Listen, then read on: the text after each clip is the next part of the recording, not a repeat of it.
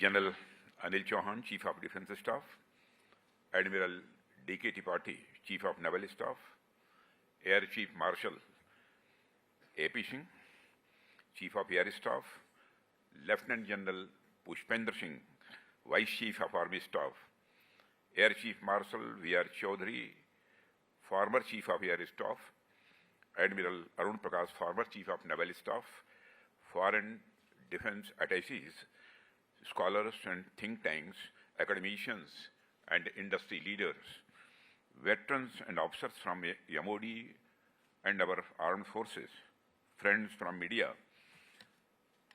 There is no other, ladies and gentlemen. I am immensely happy to join the Rana Samvad program here on this sacred land of Mahu. This is the very land that gave birth to Dr. B.R. Ambedkar, a towering intellectual of our country, and at the same time honored the Indian Army with a glorious tradition of scholar warriors, a tradition that makes the entire nation proud. Friends, the very title of the program, Rana Samvad, strikes me as quite interesting. The name itself is a subject to think about and reflect.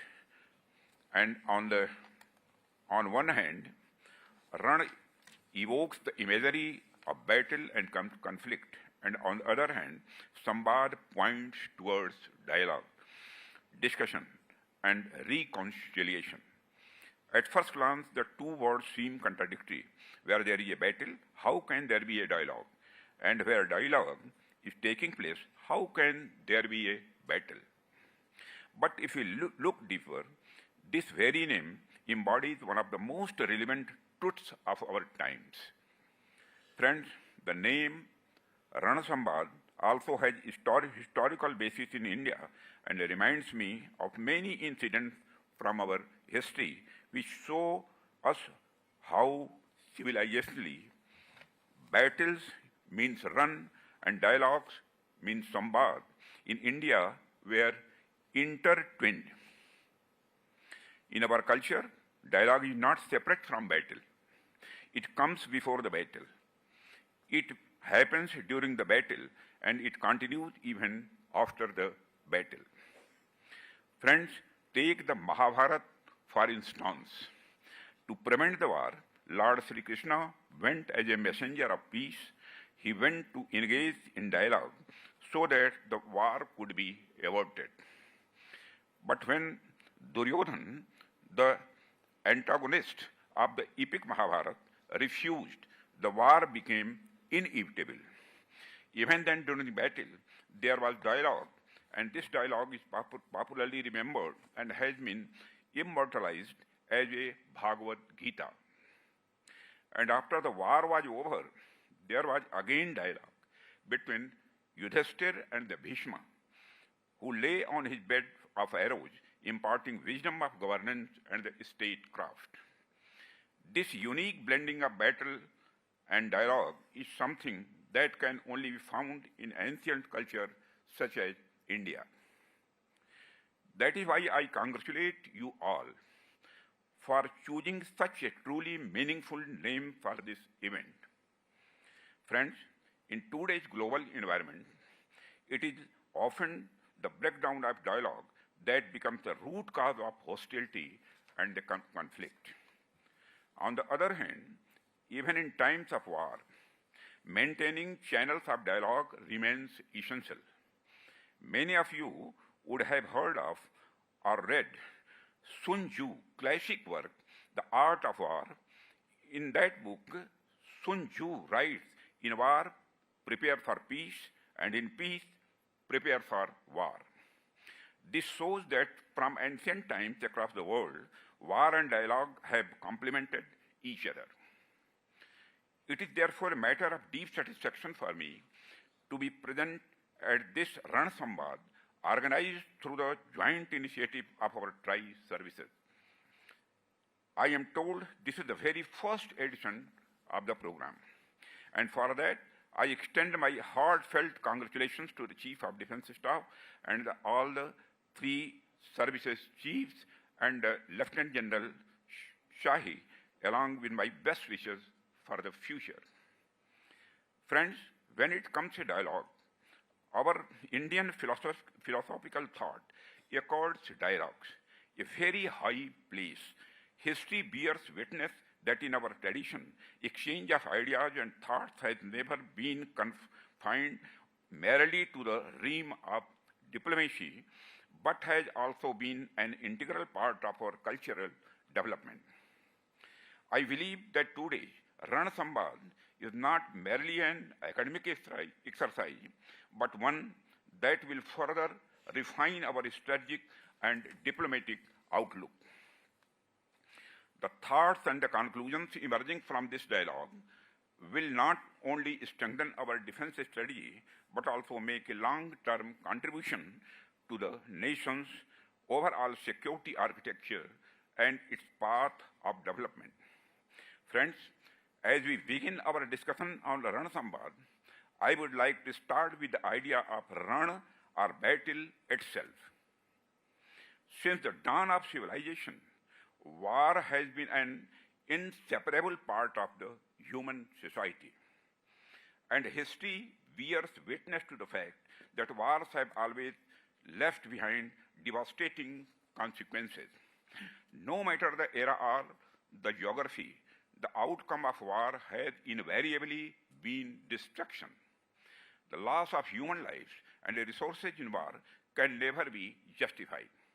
Friends, at the very outset, let me emphasize that India has never been a nation that seeks war. We have never initiated aggression against anyone.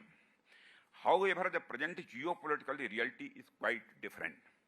Even though we do not harbor any aggressive intent, if someone challenges us, it becomes imperative that we respond with strength. To do so, we must continuously enhance our defense preparedness. This is why training, technological advancement, and a sustained dialogue with partners are of utmost importance for us. Referring to the concept note you shared for the Ran Sambad program, I noticed a very insightful quote from Karl von Clausewitz. He said, "Each age has its own peculiar form of war." In his time, this observation was entirely appropriate. But the present era is defined by non-linear and multi-domain warfare. Today, there is no fixed system of war, no rigid doctrine that we can blindly rely upon. Hence, I would like to state, in the present age, there is no definite peculiar form of war. Friends, if we, for instance, consider the age of colonialism, when naval power was the foremost symbol of strength across the world, nations with formidable and well-equipped navies not only dominated sea trade routes, but also extended their influence over distant lands. The British Empire is the most striking example of this. During that era, Alfred Thayer, sea power theory, gained prominence wherein he declared, "Who rules the sea rules the world." However, the times changed, and by the mid-20th century, the two world wars shifted the center of power towards the sky. Air forces of nations across the world transformed the very nature of warfare. Battles were no longer confined to land or sea.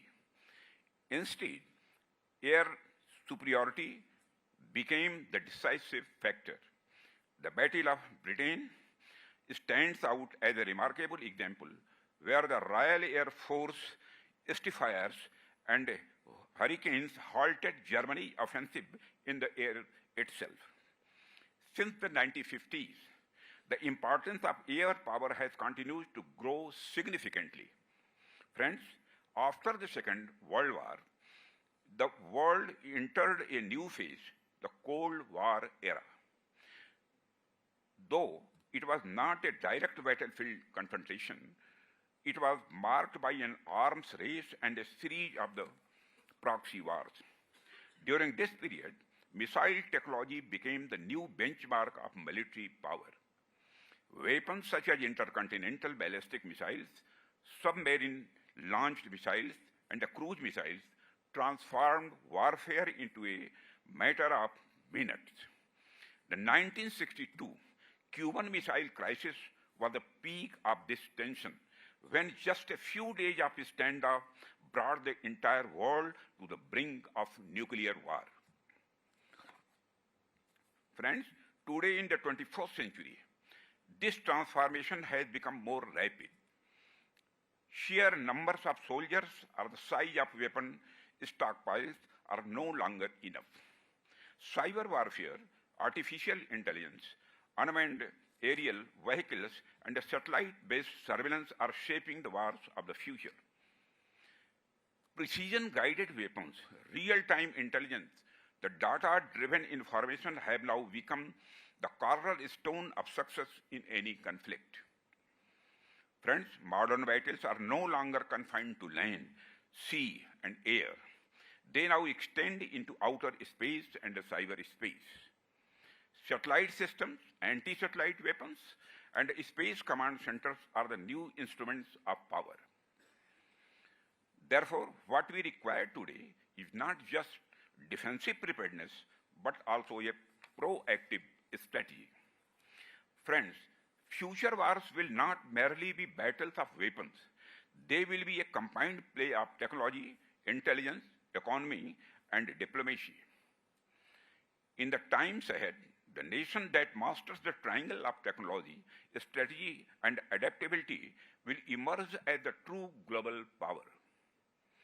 To put it simply, this is the moment to learn from history and write a new one. That is the moment to anticipate the future and shape one. It was observed closely. Systems and doctrines of war have evolved with time. In just the past 10 to 20 years, the pace of these changes has been so rapid that fixing any permanent pattern has become almost impossible. It would not be wrong to say the age we live in has just one doctrine, that there is none. Circumstances and the challenges change with such speed that every nation is compelled to keep its strategy flexible and responsive. Friends, today in the world, whichever nation decides the battlefield is the one that controls the game and its rules. Others have no option but to respond to this and step into the arena on terms that are not of its own choosing. Our endeavor must be to define the battlefield and the rules of the game ourselves, compelling the adversary to fight there so that the lead advantage always remains with us. Friends, the success of Operation Sindoor is the perfect example in itself. The bravery and the swiftness with which our forces carried out action against the terrorist shelter in Pakistan was something those terrorists could never have been imagined. I firmly believe that every war leaves us with some important learnings. In the course of battle, we are able to realistically assess the level of our preparedness. If we speak the Operation Sindoor, it was indeed a striking demonstration of technology-driven warfare. Friends, be it offensive or defensive techniques, operational practices, quick and efficient war logistics, the seamless integration of our forces are matters of the intelligence and the surveillance. Operation Sindoor gave us a wealth of nations. It provided us with a glimpse of the kind of the challenges and responses that could serve as a valuable guidance for any conflict in the future. You may also have observed that Operation Sindoor has emerged as a great example demonstrating the success of our indigenous platforms, equipment, and the weapon systems.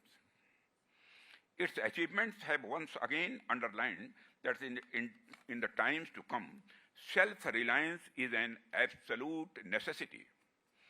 We have indeed made significant progress on the path of self-reliance, but there is still a long way ahead that we must travel. Friends, beyond all these aspects, Operation Sindoor has also taught us another crucial lesson: the importance of information and the cyber warfare in today's age. While enhancing our defense capability, it is equally vital to ensure that our information and the cyber infrastructure is made even more robust. I believe we must give this matter deep thought and careful consideration. Friends, amidst all these changes, there has always been one factor that plays a decisive role: the element of surprise. In today's world, this element of surprise has become even more powerful because it is now coupled with technological warfare. Technology is advancing at such a pace that by the time we fully grasp one innovation, another emerges completely alerting the course of warfare. Unmanned aerial vehicles, hypersonic missiles, cyber attacks, and artificial intelligence-driven decision-making are examples of tools that are bringing unexpected twists to modern conflicts. The most striking feature of this element of surprise is that it no longer has a permanent form. It keeps changing, always carrying uncertainty with it. And it is precisely this uncertainty that confounds adversaries, often becoming the decisive factor in the outcome of war. In our times, the fusion of technology and surprise is making warfare more complex and unpredictable than ever before. That is why we must not only master existing technologies, but also ensure that we are constantly prepared for new innovations and unforeseen challenges. Friends, if you look at the recent example, you can see the conflict between Russia and Ukraine. When the conflict started in 2022, it was primarily conventional warfare, including tanks, artillery, and rifles. The ground forces were engaged in hand-to-hand combat. But in 3 years, the nature of this war changed completely. Now we are witnessing that various types of war systems and doctrines are being deployed in this conflict.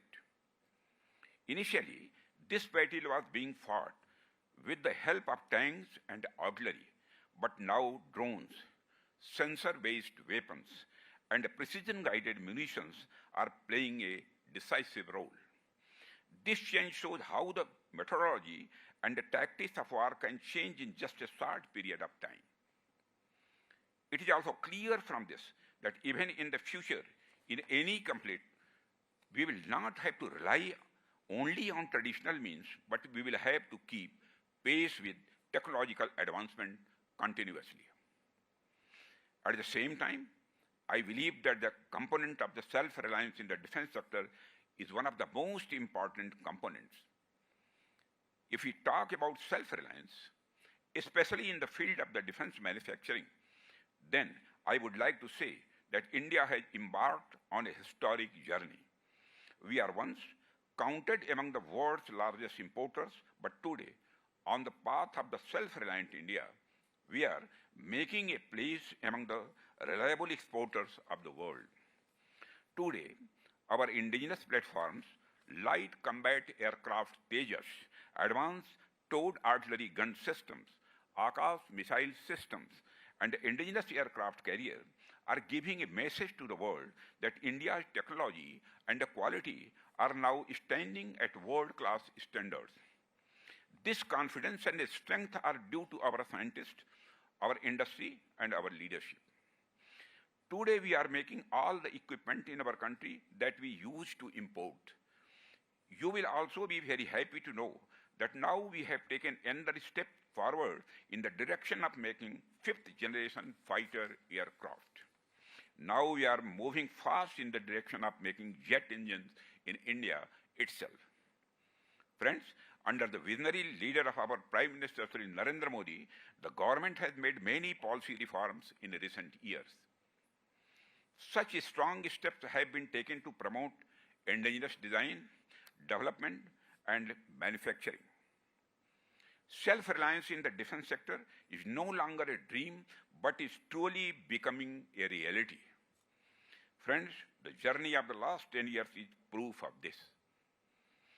Our defense production, which was only 46,425 crore rupees in 2024, has now increased to a record over 1.5 lakh crores rupees.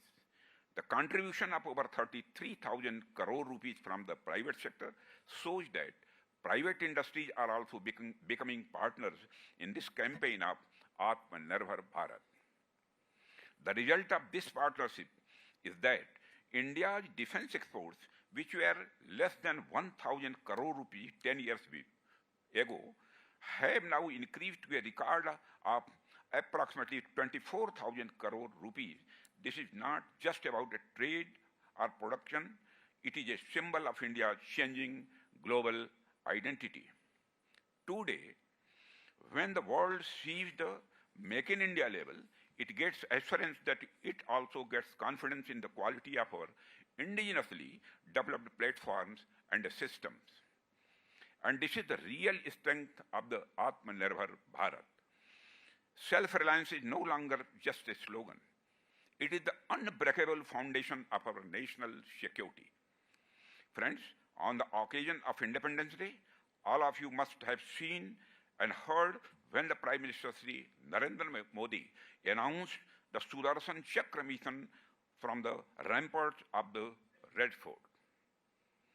The Sudarshan Chakra mission is our resolve for India's self-defense, under which in the coming years all important places in the country will be covered with a shield of modern and indigenously developed technology. I am pleased that we are progressing rapidly in this direction. DRDO has recently successfully completed the first test of the integrated air defense weapon system. In addition, DRDO in the recent past has also successfully tested a high-powered directed energy weapon. I think these successes are not just of DRDO or the armed forces, but of the entire nation. Friends, during Operation Sindoor, we also saw better coordination among the three armed forces and their jointness. I believe that the jointness and integration of our forces played a major important role in the success of the Operation Sindoor. Therefore, I think we should also move forward in strengthening joint strategic communication. Friends, given how technologies are changing, accordingly, we need to accommodate the patterns of training of our forces. I was very happy to learn that the Army Training Command, RTRAC, has taken a policy decision to provide drone technology-related training to all Jawans of our Army by 2027. This will undoubtedly prove to be a game-changer step in this technological era. Friends, when I talk about changing technology and the changing world, it becomes very necessary that we also adapt our forces according to the changing world. For this, I have seen told that our army has taken the initiative for the formation of the Rudra Brigade, Shaktiman Regiment, Divyast Battery, Drone Platoon, and the Bhairav Battalion. This is a matter of the great happiness because all these things have undoubtedly become very necessary, keeping the future in mind. Friends, I would also like to say a few things about our Navy's technological progress. During Operation Sindoor, the way our Navy maintained strategic positions which limited the enemy's movement completely in the Arabian Sea. Our Navy's presence in the Indian Ocean is keeping our maritime borders completely secure. Our government is also working with full readiness to make the Navy even stronger and more robust. Just yesterday, I witnessed the commissioning INS Himagiri and INS Udaygiri in our Navy. According to the changing world and the changing technology, such numerous platforms and infrastructure are not only being included in the Navy, but are also strengthening it. Similarly, the Indian Air Force is also continuously strengthening itself by inducting everything from long-range missiles to next-generation beyond visual range weapons.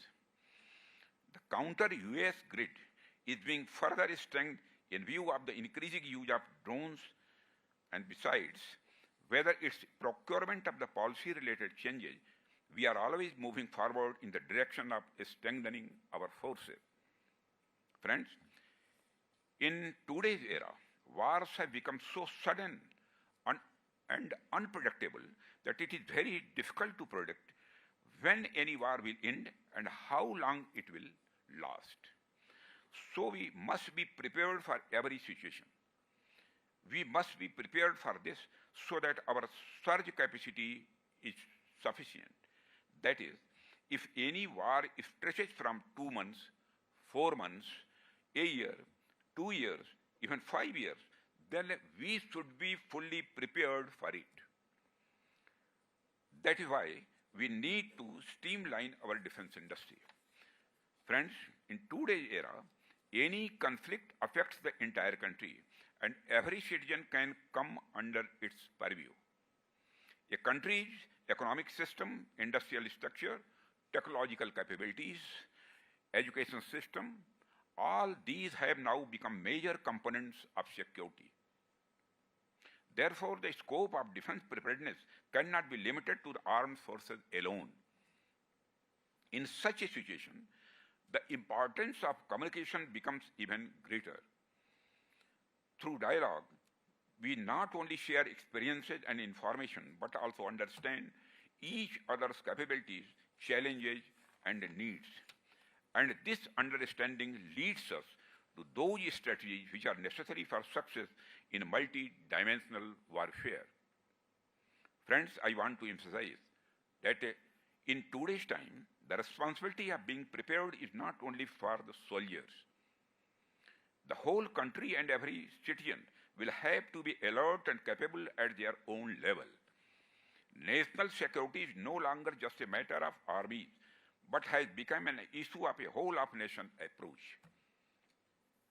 In this, the active role of industry, academia, media, technical institutes, and the civil society is necessary.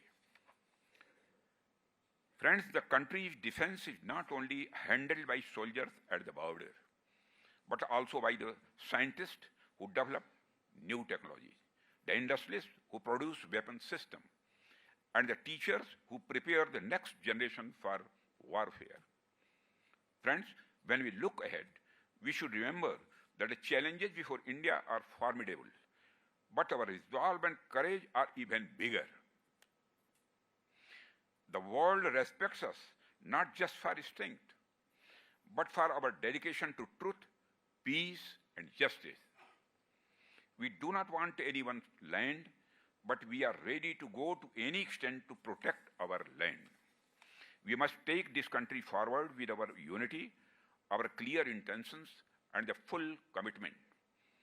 With this confidence, we will confidently march toward 2047 and take India to new heights. Friends, in the end, I would like to say that today's Rana Samvad is not just an exchange of views, but an opportunity to understand the various dimensions of the security, policy making, and understanding different facets of the three services. The discussions here will give us an opportunity to think about how we can make India more empowered, secure, and self-reliant. I hope that your thoughts Your suggestions and perspectives will be helpful in making the nation's defense policy more effective in the times to come. Let me conclude my address by wishing you all the very best for this meaningful dialogue. Jai Hind, Jai Bharat. Thank you very much.